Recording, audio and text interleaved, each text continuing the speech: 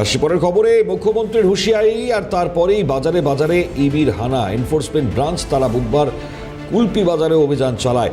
গতকালের পর আজও একাধিক জায়গায় এনফোর্সমেন্ট ব্রাঞ্চ তাদের অভিযান চলছে। কুলপি বাজার সহ একাধিক বাজার, সেখানে ইবির তরফ থেকে অভিযান। চড়া বাজার দর সেটাকে নিয়ন্ত্রণে রাখতে প্রশাসন তৎপর। মুখ্যমন্ত্রী শুভেন্দু অধিকারী তার বার্তা সামনে এসেছিল, তিনি কড়া বার্তা দিয়েছিলেন। তারপর থেকেই প্রশাসন তাদের যে তৎপরতা, বাজারগুলোতে তারা পৌঁছচ্ছেন। কথোপকথন শোনাই আপনাদের। কোনোটা অনেকটা দাম বেড়েছে এরকম লাগছে। হ্যাঁ স্যার, প্রথম মাছ ছিল না, পেতে আপনাদের অসুবিধা হচ্ছে না। পেঁয়াজটা আপনারা আনেন করতে এটা একবার PS Gupta and company mobile সকালে এলো, থানার বড়বাবু ছিল, বিডিও সাহেব ছিলেন, এসডিও সাহেব ছিলেন, আরও তার সঙ্গে আনুষঙ্গিক আরও উচ্চ আধিকারিকরা ছিলেন। ওনারা আমাদের জিজ্ঞাসা করলো যে বর্তমান চালের বাজার কীরকম।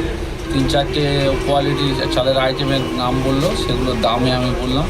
তা এটাও আমাকে জিজ্ঞাসা করলো যে বর্তমান চালের মূল্য কি আগের থেকে অনেকটা ওঠাও, বাজার কি ঊর্ধ্বমুখী।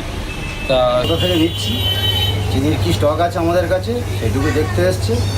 চিনি কী দামে কিনছি, আমরা রিকোয়েস্ট করলাম যদি একটু দাম কীভাবে কমানো যায়। বললো আমরা সেই জন্যই তো এসছি, দেখছি। অরিজিৎ মণ্ডল রয়েছেন টেলিফোন দ্বারা আমাদের প্রতিনিধি। অরিজিৎ, মূলত যে তৎপরতা দেখতে পাচ্ছি আমরা, যারা ক্রেতা রয়েছেন, বিক্রেতা রয়েছেন, তারা কি খুশি এই অভিযান?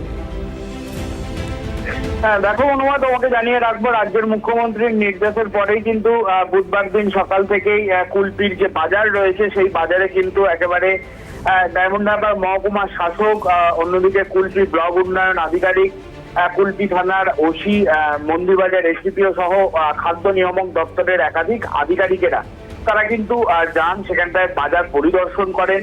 সেখানে একদিকে যেমন ভুসিমাল দোকান থেকে শুরু করে চালের দোকান এবং সবজির দোকান, মাছের দোকান, প্রত্যেকটি জায়গায় তারা যান এবং কি দাম যাচ্ছে সেখানটায় ক্রেতা এবং বিক্রেতাদের সাথে কথা বলেন।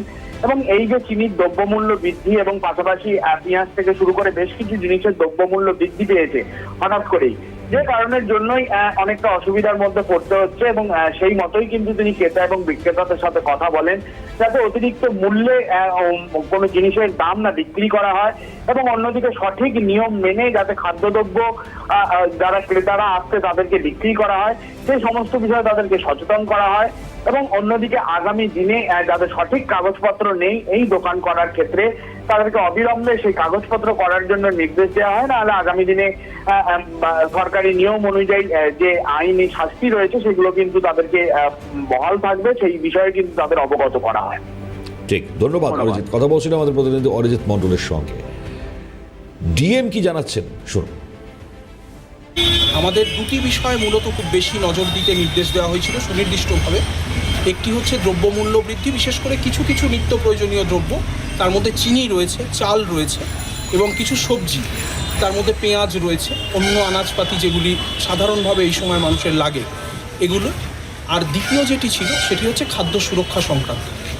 এই সংক্রান্ত বিষয়ে মাননীয় মুখ্য সচিব স্যারের নির্দেশিকা জারি হয়েছে।